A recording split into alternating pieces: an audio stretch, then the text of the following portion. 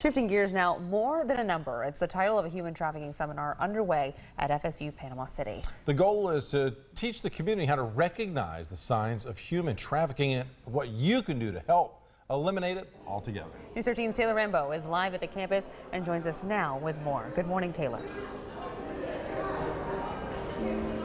Thanks so much, Chris and Kelsey. Yes, like you said, I'm here at FSU Panama City's campus where they are hosting the More Than Just a Number human trafficking seminar.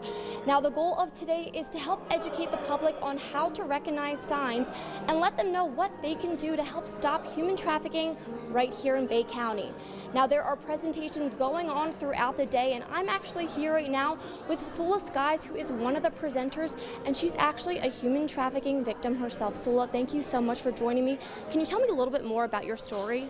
Yeah, absolutely. Thank you so much for having me, Taylor. So about 15 years ago, I was a young, naive model in Los Angeles and got a modeling job in another country. And this was with a well-known clothing line. So I thought that this was a dream come true.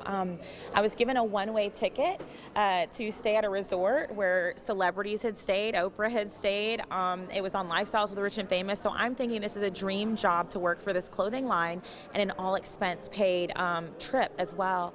And when I got there, I realized that it was not a dream at all, but the nightmare of sex trafficking, and realized that I had been purchased as a Christmas gift for a billionaire, the designer, and his girlfriend. And so, yeah, my story is, it's really intense and crazy, but maybe it doesn't look like what people are used to thinking about when they see sex trafficking. And that's one thing that I would say, is that every victim of trafficking, every survivor has a very different story.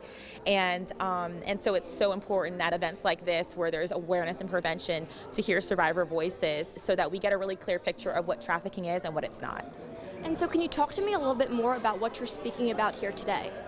Yeah, just sharing my story and also talking about what victims of trafficking are experiencing as they're transitioning out, the pimp trafficker control, mental illness, and just a lot of the psychological and emotional pain that survivors are overcoming and working through. It's really important that we have the whole community aware and involved in the healing process and rehabilitation.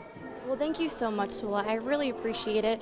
So these presentations will be going on until 4 o'clock today, and I will have more on all of this coming up at 5 and 6 on News 13. In Panama City, I'm Taylor Rambo with News 13, Panhandle Strong.